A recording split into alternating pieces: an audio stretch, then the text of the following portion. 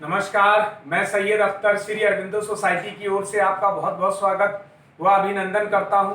हम आज शिक्षा में शून्य निवेश नवाचार कार्यक्रम ZIIEI द्वारा संकलित एक रोचक व अभिनव नवाचार के बारे में आपको बताएंगे। हम इनोवेटिव पाठशाला के अंतर्गत NCERT के प्राइमरी सेक्शन के कक्षा 5 की पर्यावरण अध्ययन की पुस्तक आसपास के पाठ 1 कैसे पहचाना चींटी ने दोस्त को के नवाचार अभिनव शिक्षण तकनीक की गतिविधि प्रश्न बैंक का इस वीडियो में क्रियान्वयन करेंगे।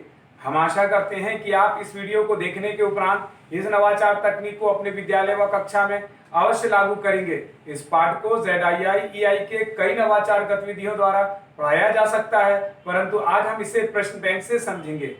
आइए पाठ का सार समझते हैं। प्रस्तुत पाठ कैसे पहचाना चींटी ने दोस्त को एक ऐसा पाठ है जिसमें विभिन्न जानवरों के देखने, सुनने, सूंघने और महसूस करने की शक्ति पर आधारित है।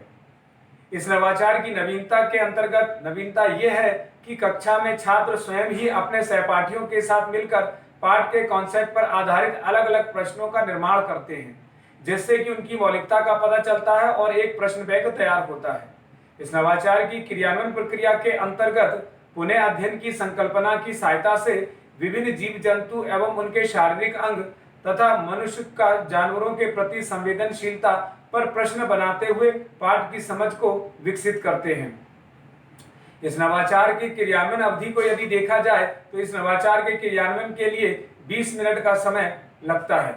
इसके साथ साथ पूर्व प्रबंधन के लिए यदि देखा जाए तो इस नवाचार गतिविधि में किसी भी प्रकार के कोई पूर्व प्रबंधन की आवश्यकता नहीं पड़ती है, परंतु प्रश्न बैंक बनाने के लिए कुछ निर्देशों का पालन करना होता है। जैसे शिक्षक सबसे पहले छात्रों को 7 समूह में बांट देते हैं। हर एक समूह का एक प्रतिनिधि होना चाहिए। प्रतिनिधि सभी प्रश्नों को संकलित करके एक प्रश्न बैंक तैयार कराते हैं।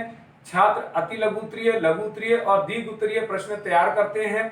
हर प्रश्न की उत्तर कुंजी भी तैयार कर ली जाती है। छात्र चाहें तो आपस में प्रश्नों की अदला बदली भी कर सकते हैं। अंत में छात्रों को प्रश्नों के उत्तर भी बताए जाते हैं, जिन्हें वे अपनी उत्तर पुस्तिका में लिख लेते हैं। इस प्रकार सभी छात्रों की सहायता से एक प्रश्न बैंक तैयार कर लिया जाता है। पुनः अध्ययन की प्रक्रिया एवं क्रियान्वयन के अंतर्गत प्रश्न बैंक के माध्यम से विभिन्न जीव जंतु एवं उनके शारीरिक अंग और मनुष्यों का जानवरों के प्रति संवेदनशीलता को इस नवाचार में दोहराया जाता है। आइए इसे उदाहरण से समझते हैं कि इसे किस प्रकार से लागू करते हैं। जैसे चींटियां कैसे चलती हैं, तो उत्तर के रूप में कहा जाएगा चींटियां कतार में चलती हैं। फिर अगला प्रश्न, ऐसे जीव का नाम बताइए जो रात में दिखाई देता है, तो उत्तर में कहा जाएगा उल्लू। हाथी के कान का आकार कैसा होता है, तो उत्तर के रूप में हाथी के कान का आकार बड़ा होता है। आप कुत्ते के सूंघने के उपयोग को कहां कहां करते हैं, तो उत्तर में विद्यार्थी अपनी अपनी समझ से इसका उत्तर देते हैं। इसी प्रकार कोयल की आवाज कैसी होती है, तो छात्र कहते हैं सुरीली। भारत का राष्ट्रीय पशु का क्या नाम है, तो उत्तर रूप में कहा जाएगा बाघ। शिकारी किसे कहते हैं, तो उत्तर रूप में कहा जाएगा जानवरों का शिकार करने वाले को। इस प्रकार के विभिन्न प्रश्नों की सहायता से शिक्षक छात्रों के लिए की सहायता से एक बड़ा प्रश्न बैंक तैयार कर लेते हैं। निष्कर्ष रूप में कहा जा सकता है कि प्रश्न बैंक गतिविधि से सीखने के अनेक प्रतिफल प्राप्त होते हैं। जैसे प्रश्न बैंक बनाते हुए छात्र जो संवाद करते हैं, उससे उनकी भाषा और स्कूली भाषा के बीच एक सेतु का निर्माण होता है। अपने आसपास घटित होने वाली घटनाओं को अपने अनुभव से व्यक्त करते हैं। वर्णमाला, अक्षर, ध्वनि की पहचान और उनको पढ़ना लिखने के साथ साथ अभिव्यक्त करने की क्षमता को भी विकसित करते हैं। प्रश्न बैंक बनाते समय जो जानकारी प्राप्त करने के लिए प्रश्न पूछना, निजी अनुभव को साझा करना, तर्क देना और कही जा रही बात, कहानी, कविता इत्यादि की समझ को छात्र विकसित करते हैं। इस गतिविधि से सभी छात्रों की भागीदारी सुनिश्चित होती है और सबको समान अवसर भी प्राप्त होता है। इस प्रकार इस नवाचार में पीआरटी अनुपात का तो ध्यान रखा ही गया है, साथ ही साथ एनसीएफ 2005 के उद्देश्यों को भी ध्यान में रखा गया है।